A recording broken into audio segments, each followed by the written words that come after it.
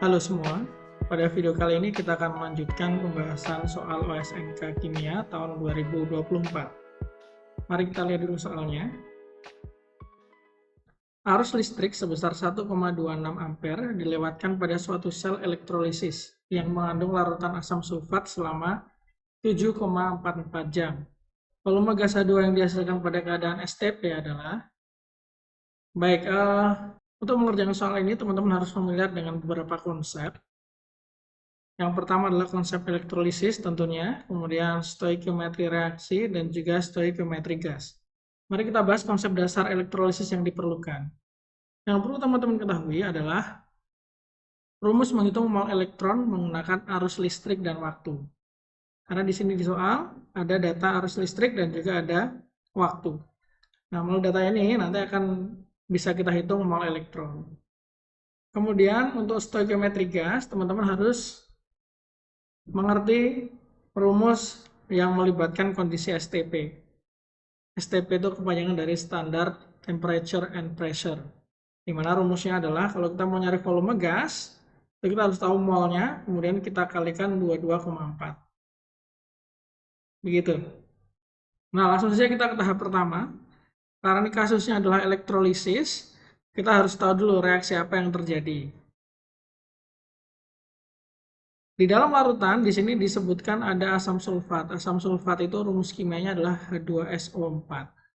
Di dalam air, H2SO4 akan terurai menjadi H+ dan SO4 2-. Nah, elektrolisis itu mengandung dua elektroda, yaitu katoda dan anoda, di mana masing-masing terjadi setengah reaksi. Nah, reaksi apa yang terjadi kalau di dalam larutan yang dielektrolisis ada ion H+ dan SO4 2-? Pertama di katoda terjadi reaksi reduksi. Yang tereduksi adalah kationnya, H+. H+ akan tereduksi menjadi H2, ini reaksinya. Kemudian untuk yang oksidasi, ini nanti berhubungan dengan anion. Tapi kalau anionnya adalah SO4 2- atau ion oksoanion yang lain seperti NO3-, CO3 2-, maka yang akan teroksidasi itu adalah air.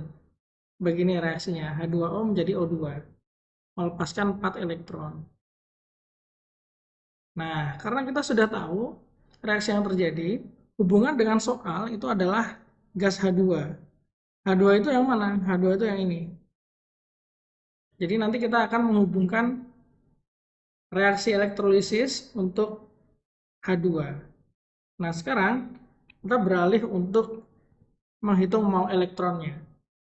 Sesuai dengan rumus berikut, mol elektron sama dengan I kali T per 96500. Kita bisa dengan mudah menghitung mol elektronnya.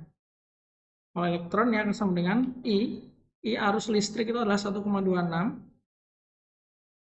dikali T-nya 7,44 jam. Kita ubah dulu ke detik ya. Jam ke detik itu berarti dikali 3600. Tinggal dibagi 96500.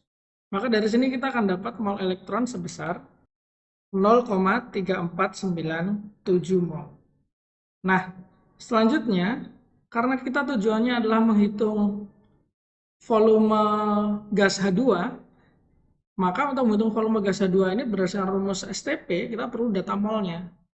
Nah, nanti kita melalui data mol elektron ini dan reaksi reduksi, kita akan menghitung mol hidrogen. Kita tuliskan reaksinya, kita pindah sini ya. Di sini kan ada elektron, koefisiennya 2. Hidrogen koefisiennya 1.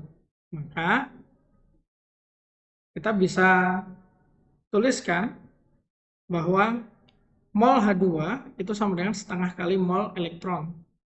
Setengah ini dari mana? 1/2 ini dari koefisien hidrogen 1, yang 2 adalah koefisien elektron. Nah, sehingga dari sini kita bisa hitung mol H2-nya adalah 1/2 dikali mol elektronnya yang sudah kita hitung, 0,3497. Dari sini kita bisa dapat mol hidrogennya sebesar 0,175 mol. Belum selesai sampai di sini, kita perlu mengubah mol ini menjadi volume dengan rumus STP. Menghitung volume H2, kita pakai rumus STP, volume H2 adalah mol H2 dikali 22,4. Nanti hasilnya dalam liter ya. Volume H2, mol H2 dari sini kita dapat 0,175 dikali 22,4. Dari sini kita akan dapat nilai volume gas H2 yang dihasilkan dari proses elektrolisis, yaitu sebesar 3,92 liter. Ini ya. Jawaban yang paling mendekati adalah yang C. Mungkin sekian dulu pembahasan soal pada video kali ini. Thank you sudah menonton. See you on the next video. Dah.